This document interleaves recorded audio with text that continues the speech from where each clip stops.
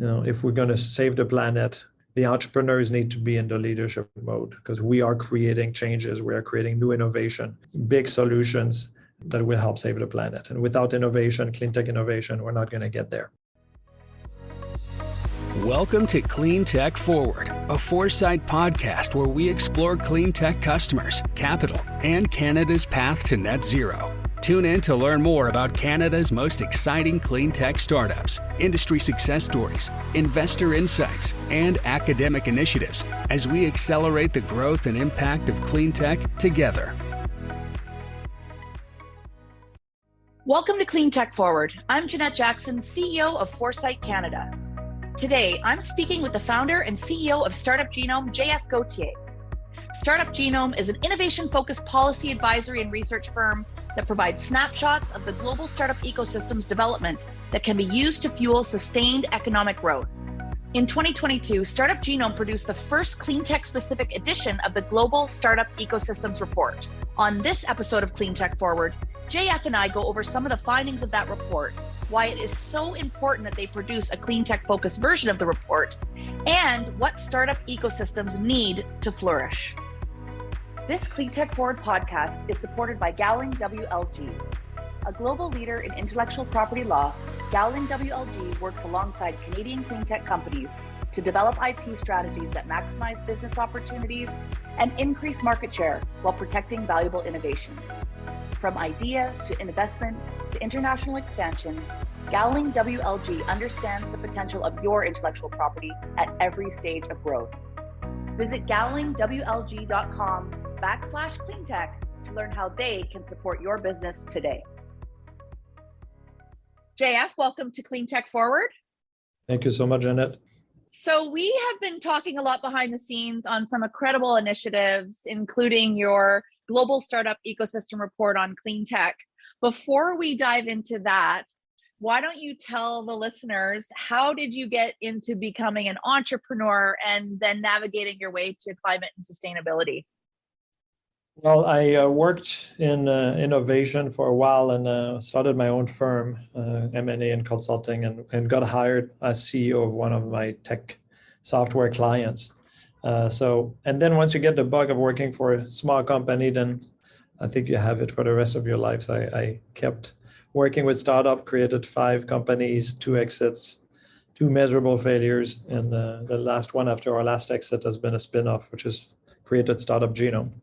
And through my startups, I worked, one of them was focused on clean energy and had big hopes in the end, near 2010, with everything that was happening. The big carbon credit structure by the US was not passed into law, and a lot of things happened. And I went back into software, but really wanted to come back as now we can see the urgency of saving the planet and say, I need to do something. We need to do something. I need to bring the assets, the knowledge of Startup Genome in this local community to help really work on saving the planet.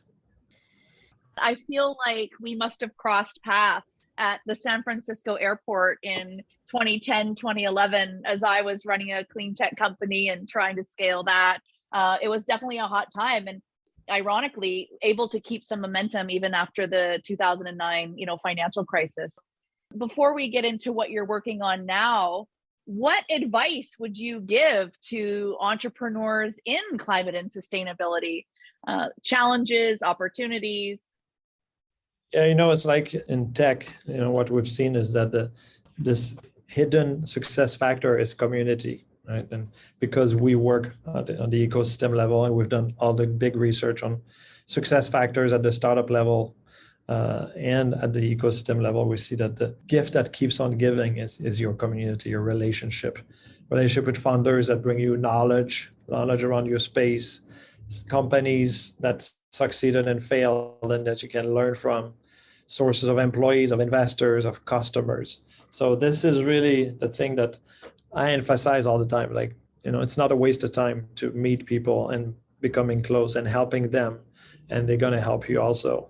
And that's where that's what you need to do to be successful. It's very important. We see it in the numbers. The companies that are more connected locally grow twice as fast.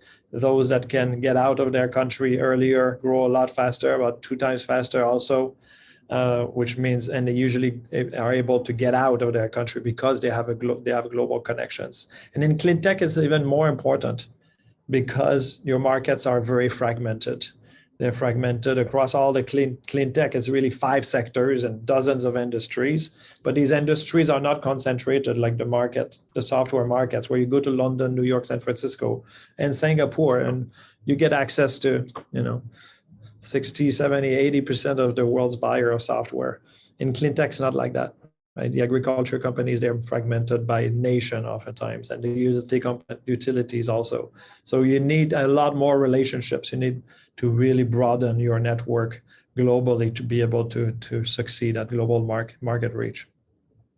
What a great segue into your Global Startup Ecosystem Report, Cleantech Edition. Why was it important to create a specific Cleantech edition of your report? Yeah, we wanted to put the spotlight on this at the moment where we believe, and I say we because we formed a movement called Entrepreneurship for Climate with leaders like you, but also the Cleantech Group and Engine, which is the global incubator network, and a bunch of great people. The Cleantech cluster builder in Valencia, who's won an award for how she was able to build clusters and how helps everybody across the EU, and investors and leaders. Franz Nauta, the founder of Climate Launchpad, to bring, start saying, okay, how can we work to stop the scale-up gap? And we said, okay, let's bring our knowledge together, and let's create a focal point on the importance of these clean tech clusters, because we believe that if we're going to save the planet, the entrepreneurs need to be in the leadership mode, because we are creating changes, we are creating new innovation, big solutions that will help save the planet. And without innovation, clean tech innovation, we're not going to get there. So that's why we build this ecosystem report, to bring the attention of governments and people, investors, everybody, this important sector of innovation at this critical juncture, really. Absolutely. After attending COP26, it was incredible to see the number of individuals from so many different stakeholder groups, organizations, government, nonprofit, for-profit, industry, educators, quite frankly, students as well. And really, I think now more than ever, we absolutely are going to need to accelerate the global net zero transition. And hopefully through collaboration and other ways of working together, we can do that. In the report, Toronto, Waterloo Corridor, and Vancouver were named to the top 25 global startup ecosystems. Calgary was named as an ecosystem to watch. Also want to note that the top 5 clean tech ecosystems are Silicon Valley, Tel Aviv, Stockholm, London, and Los Angeles. With that said, did anything surprise you when you looked at the global clean tech startup ecosystem and the findings when you were leading up to producing the report? Well, what was really pleasing to me, and that's why we do this, is to bring attention to what's happening that is really great, and bring attention to the smaller cities that really are doing much better than you would think in clean tech, and bring attention to the investors and the talent onto those. And Tel Aviv being number 2 is a big surprise. A small ecosystem, a small city, number 2 in clean tech. We need to celebrate that. Stockholm, in general, in top 15, 20 in the world, is number 3.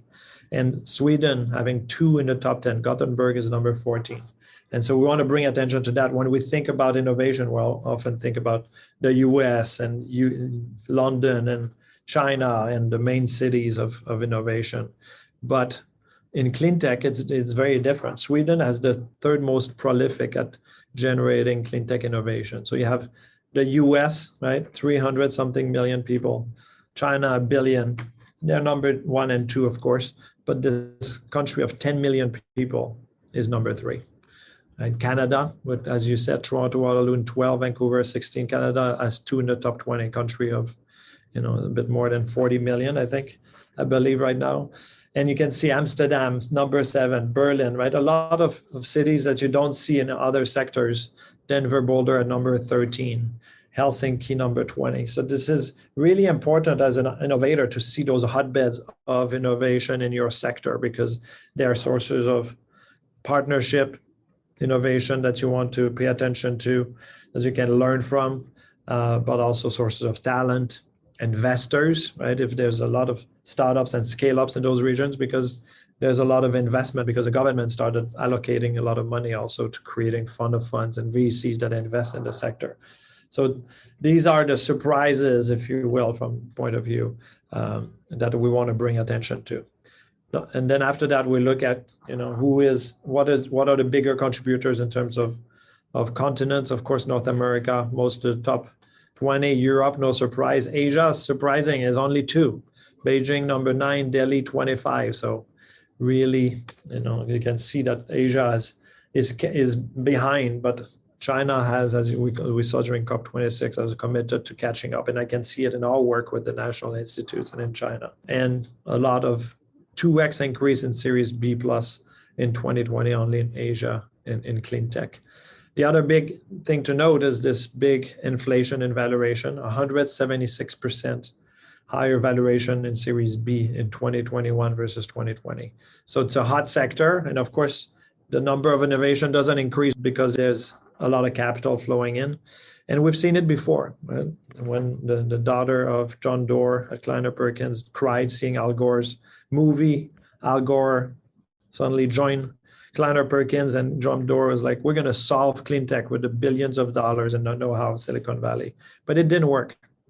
And the scale-up gap persists when I see how much this increase in big exits or in big Series B, Series C, Series D startups. Yes, more valuation, but no more startups that are really able to break that scale-up gap. And that's why we started Entrepreneurship for Climate, to work on that. And that's also highlighted in the report, along with I think, really interesting articles from the different leaders. Would you say recognizing that scale-up gap was one of the most exciting findings in the report, or are there some other exciting elements you would extrapolate from findings? Well, we were asked to do the strategy for Denmark, and Denmark wanted to be the number 1 green innovation country in the world. And so started working with France Nota and say, okay, what is needed and what's the big problem in clean tech? And we, as we talked together and we talked to others like you, we realized the biggest problem is the scaling up, because in clean tech, you arrive with an intrinsic cost disadvantage, whereas in software is always cheaper than the labor we replace. And in clean tech, sometimes we're 100 times more expensive on a unit cost basis compared to traditional solutions. And that's what really created this group to say, let's address the scale-up gap. And the report was a result of that, of us coming together to say, let's start bringing the attention to the problems that prevents those clean tech companies to scale, because we cannot have a big impact and save the world if we cannot scale those companies. So what do we need to do? And the report is, our first work together towards, bringing our networks together and starting to crack the problems, the challenges that prevent those companies from scaling. I love your reflection on comparing digital companies to clean tech companies that require large amounts of capital, building hardware and, really complex systems and processing models, et cetera. But we are also seeing a large number of new clean tech companies that are digital focused, digital only almost. Yeah. I'll give an example of Clear, which is a company here in Canada that does work around ensuring that wind turbines are performing at their optimum performance and capacity. And I think we're also seeing more and more technologies around data and digitization that are really going to impact how we address climate change. From your perspective, building on that and your background of AI, do you see just a real sort of catalytic shift where, clean tech companies moving forward are more dynamic and digital in nature?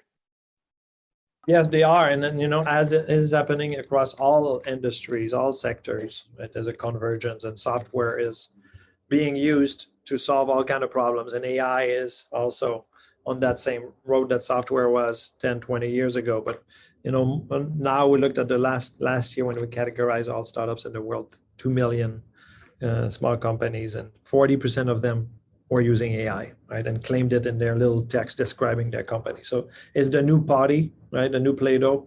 And of course, everybody is using it, and it solves a lot of problems, it accelerates things. But my big surprise when I went to the Cleantech Forum, San Francisco, and I had not been for 10 years, was to see the variety of solutions that are emerging. In 2010, there was a lot of renewable energy and solutions around that. And now in every area that we look at, there's really super interesting solutions that combine these different technologies, nanoparticles and optics and AI and blockchain. And it's really exciting to be in the space right now. And I see a lot of progress and a lot of opportunities, and the ability to scale and have a huge climate impact. There's so many great things that have been identified in your research. We talked a little bit about the scale up gap as a red flag. When you look at all of these ecosystems, are there other red flags that we need to be honest with ourselves that exist in order for us to really make this net zero transition? Yeah, so we were trying to look at the scale up gas broadly and say, what are the issues? And the issues are multifold. And you mentioned earlier, there's a large and patient capital, which, in my view, has not been solved yet. Yes, there's large capital, and they claim to want to be more patient, but we've not seen the conservation money that's really patient and works at different pace and want to work only for carbon, right? Carbon savings, not for financial returns, to really join the government and the private investors to change the game and change the model where, some want financial returns, but the conservation and the carbon investor, if you will, want only carbon returns. And together, maybe one can satisfy the financial returns of the financial investors, and start making them more patient and increasing their returns, right, to create more output and carbon savings. And these are the combination of structure that we haven't seen there. We see also demand side policies. The governments are the possibility to completely change a market and create it, like we saw in Germany with solar and with wind energy, decades ago.